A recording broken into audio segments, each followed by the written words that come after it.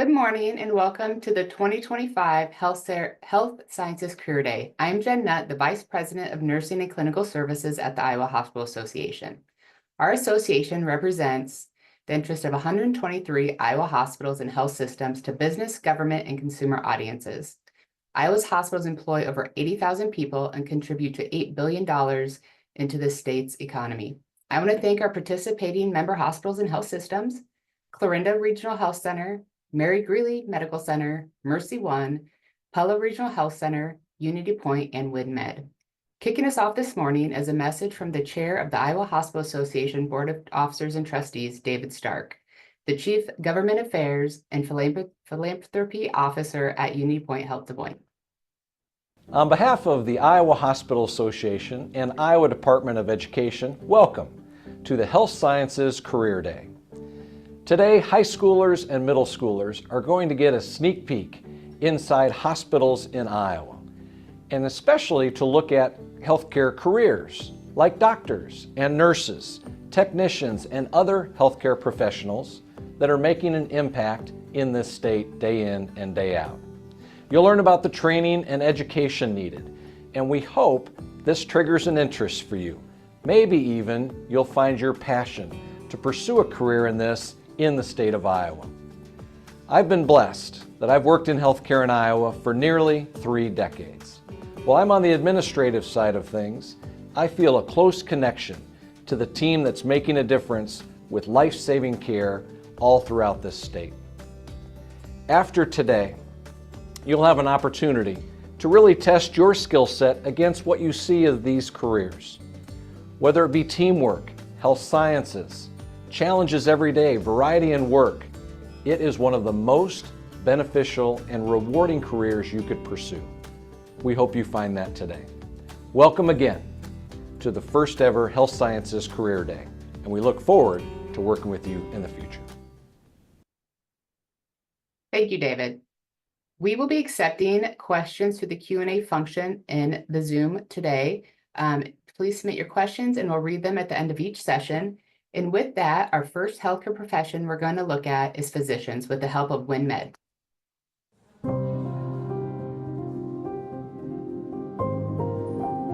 My name's Tyler Menke. I'm one of the family practice docs here at WinnMed. And really primary care and family practice means you do everything from delivering babies to taking care of grandparents in the nursing home and everything in between. So a normal day for me, I just do clinic work. So I come in, start seeing patients at 8 o'clock, and that can be anywhere from child visits or athletic physicals to nursing home visits, basically anything you can think about of somebody in your family that has an illness. In family medicine, there's nothing that we don't do to some degree. We're kind of a jack of all trades and master of none. Every day is a little bit different, and especially when I was doing OB, then those days can change because babies come whenever they want to come. And so in the middle of the day, you'd run over and deliver a baby and then run back and see Edna, who was having a COPD exacerbation. My name's Sandy Clayton. I'm an emergency medicine physician, and I've been with WinnMed for about 7 years. The typical things that we do as an emergency physician is we diagnose, treat, and stabilize people in their acute illness, whether that be a mild illness like an ear infection or a cold, or whether that's a serious illness like a heart attack or stroke. And we just see whatever comes in through the doors. How I found out that I wanted to be a physician was kind of a roundabout way. I ended up shadowing a nurse practitioner in a small town, and I really enjoyed how she was really the provider for the entire area. And I think that really kind of inspired my trajectory.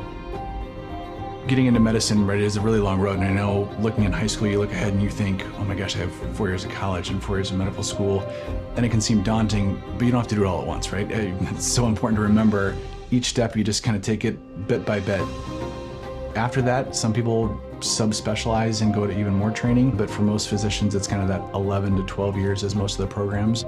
It's a great career and it's really rewarding. There's a lot of hard work involved, but once you've finally gotten to the top of that hill, you have a job that has a lot of satisfaction in it. You really get to make a positive impact in people's lives. It's the most enjoyable thing. Our biggest challenges are just getting everyone to where they need to go, whether that's admitted to the hospital or whether that's seeing another physician with another specialty. For me, one of the hardest things is just the amount of paperwork that we have to do. I love being in the room, seeing the patients, solving the problem, coming up with solutions, but then medicine is a business, and so you have to submit things to insurance, and trying to get through all of that paperwork is a lot. I wanted to enjoy going to work every day, and WinnMed really fit everything that I was searching for in a hospital. Everybody who's here wants to be here. We're in a small town, we all have to wear multiple hats, and so people who want to be here are not here because it makes more money. People are here because they want to serve the community and the region at large. Everybody just feels like they're rowing in the same direction. It's a really good culture right now. Whatever you choose to do, really go after something that you're passionate about, that's interesting. Medicine is a big job, right? It's kind of all-consuming for a lot of years. And if it's something you're really interested in, I would say stick with it. There's a million different pathways to go, and there's no wrong way to get there. And so if it's something you're interested in, be determined enough to make it a reality.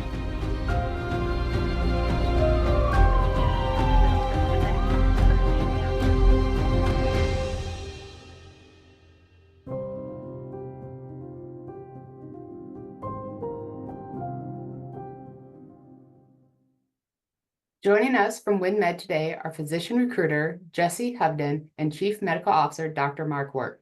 I'll turn it over to you guys. Thank you, Jen. It's fun for us to review and see that video again. Lots of efforts put into getting that all put together, but it's fun to sit back and watch and just hear what our physicians had to share with regards to their particular path. I think as all of you look at different opportunities as you plan for your future, I think one of the things that probably resonates the most is really finding that passion, something that you enjoy doing. There are lots of anecdotes out there, but if you really enjoy what you do, there's never a day in which you'll have to go to work. You'll just be chasing your passion. And so if it's, working with individuals, if it's a healthcare interest that you have, or the sciences that you are interested in, or research opportunities, careers as physicians are very spread over a wide area, lots of opportunity to interact with individuals. There are physicians out there that are more behind the scenes, pathologists, for example, or radiologists, those that are involved with clinical care, like Dr. Mankey had mentioned, the gentleman in the video, and then Dr. Clayton working in the ER and doing more acute care management kinds of things.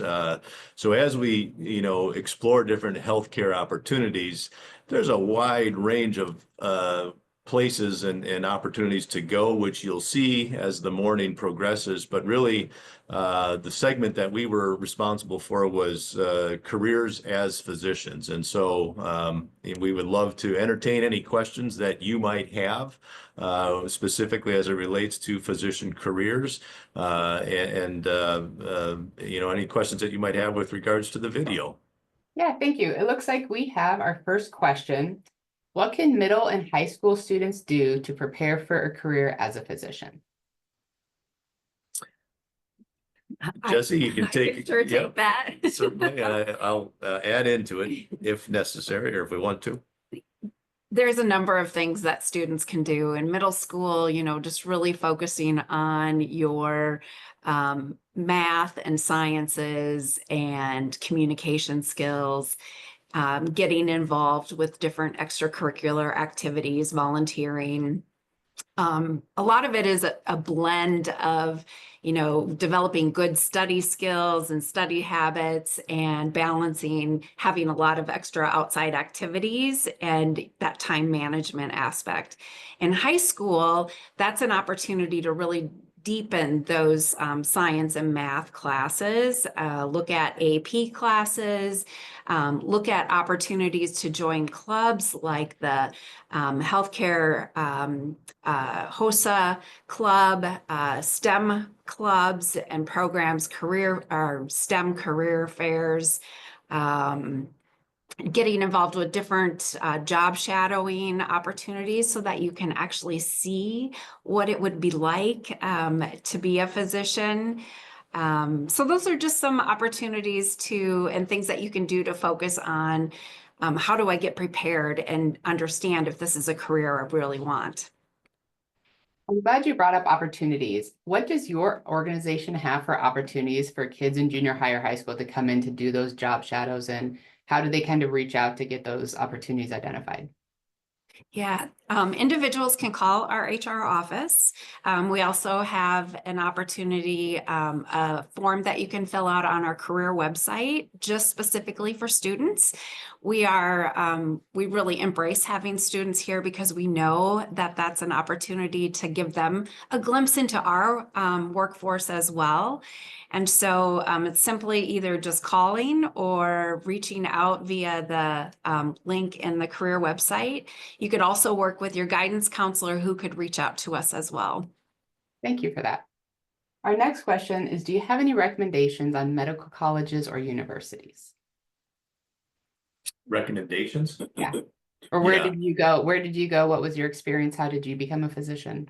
Yeah, so for me, I'm from Madison, Wisconsin originally. Went to my undergrad school here in Decorah at Luther College.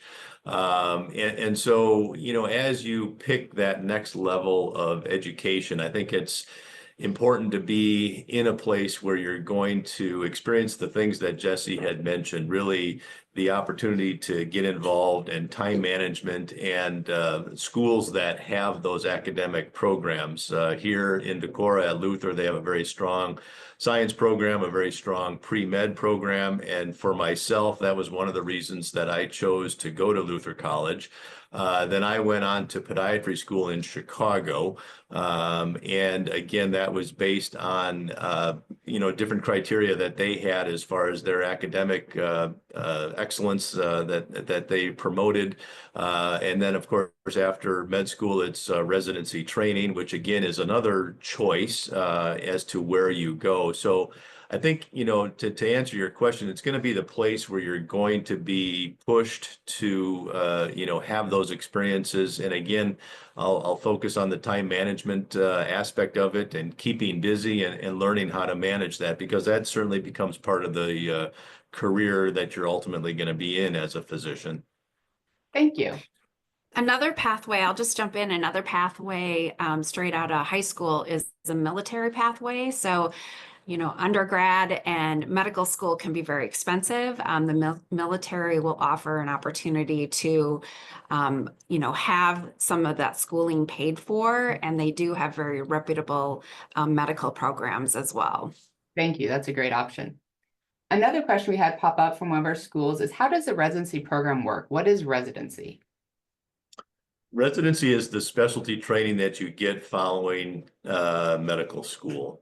So in med school, you'll be exposed to lots of different ways in which you can practice medicine, whether it's orthopedics or whether it's radiology or whether it's what we call primary care. Primary care is family practice physician or an internal medicine physician. And so through those experiences, you will develop an interest, and that is then where you would do your residency. So a residency is an application process. You need to apply, you need to interview, you need to be accepted into that residency program. Residency programs vary in their length depending on the specialty.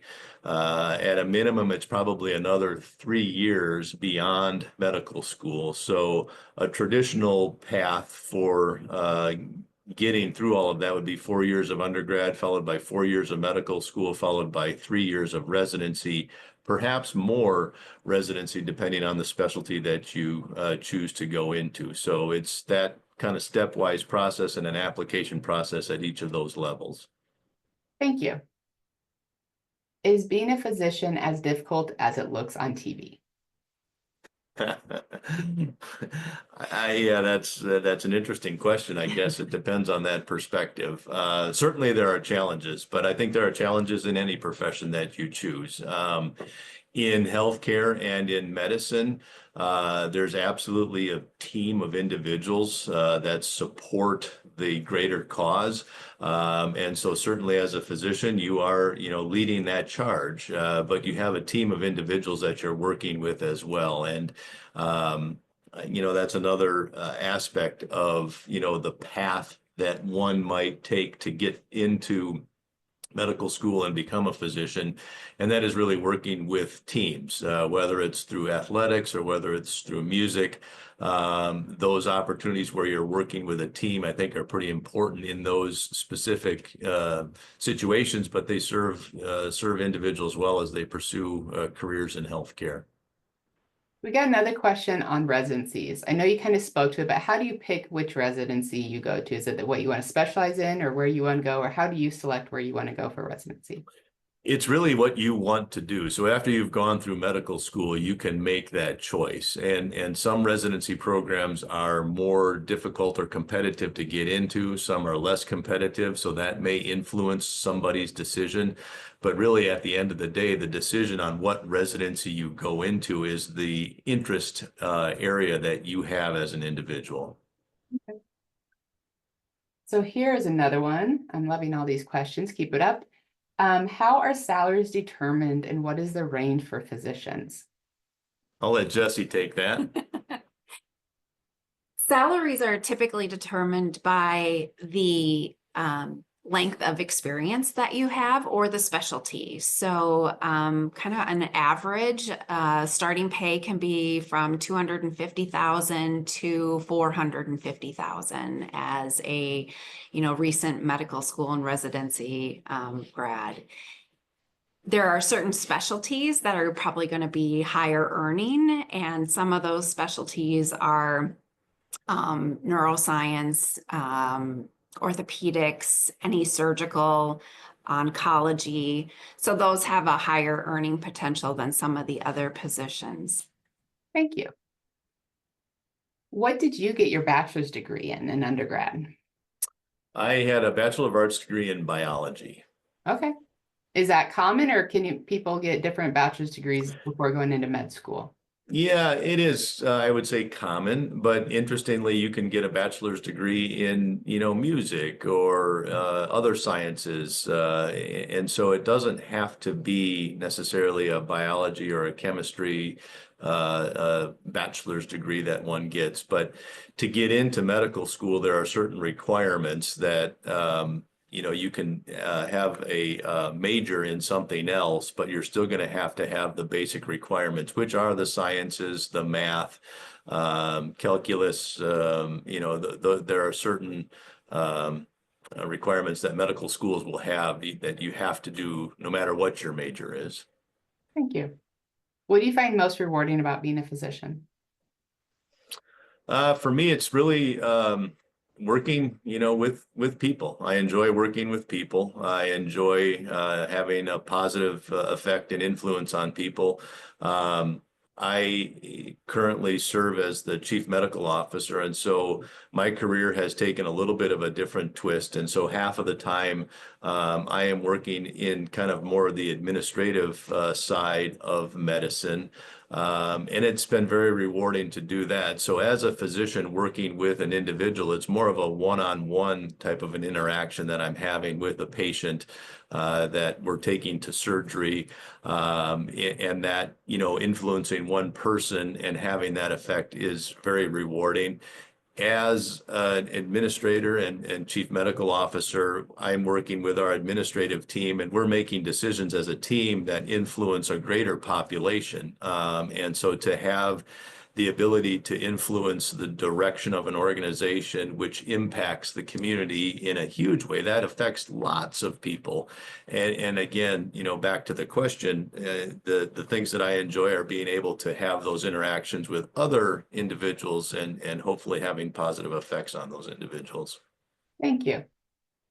And if I am a deaf student who wants to be a physician, how does a profession allow for an interpreter along with a deaf student become a physician?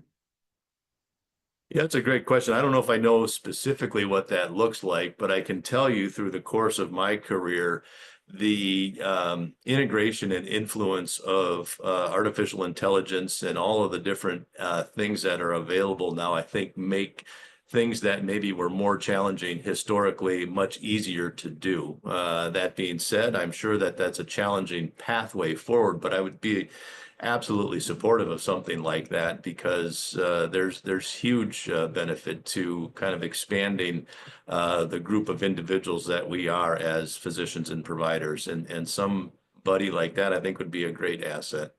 Thank you. And Jesse, this may go back to you.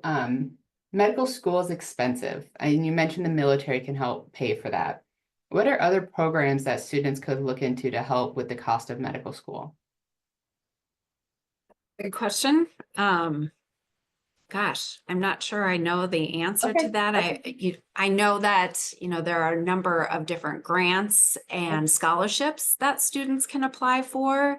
But specifically to medical school, I don't know that answer specifically, but I can look into that and bring it back. That'd be great. Thank you. And so can you go over kind of what the college timeline looks again, from a bachelor's degree to medical school to actually when you're a practicing physician? What's that timeline look for a typical person? Yeah, and I don't know if I heard the last question. She said Jesse, and so I kind of shut down. But how else to afford medical school? Yes. Yep. Yeah, so military for sure. And I guess the other thing that I would maybe add, when we get into physician recruiting, one of the things that we will have discussions about are there's lots of different ways of labeling it, but probably the easiest way to understand it is a loan repayment. And Yeah. so depending on where you work, so after you go through your undergrad, med school, and residency, and you apply for a job, part of that discussion sometimes involves some loan repayment. And so a job may be offered to a physician, and that job is going to be, you're going to come and work for us. We're going to pay you this amount of money, and we're going to give you some money to help pay down your loans. And depending on how much money you borrow, that may take care of your loans completely, or it may put a significant dent in them, so to speak, where you have some ability to repay those loans through employment opportunity. Thank you. And we have time for about one more question. And it looks like our last question is, how can you increase your chances of getting into a medical school? Yeah, well, I would say get involved, volunteer, and job shadow. Those are probably the biggest ones, because the academic pieces are the things that are in your control for sure.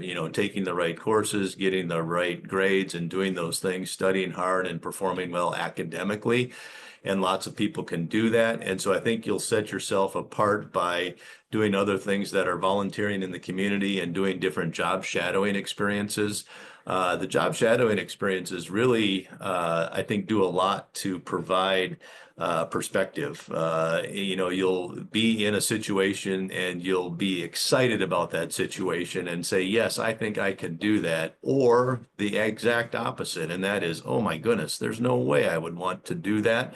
And so those can be very informative. So I would, focus on the volunteering types of things you can do and job shadowing things you can do to help increase your chances of getting into medical school. Thank you I'd so add much. to that Yeah. that medical school often will ask for patient contact hours as well. So part-time employment as a patient care assistant or a certified nursing assistant are great ways to get some of that patient contact, especially your last couple of years of high school and undergrad program. Thank you. That's a great suggestion. And we're going to squeeze one more question in. Can you talk about work-life balance and handling stress and burnout as a physician? That's a great question. That's something that we're dealing with all the time. It's important to focus on that. There's been, again, I'll go back to artificial intelligence. In the course of my career, the way in which we interact with patients and document that interaction with the patient has changed and is changing.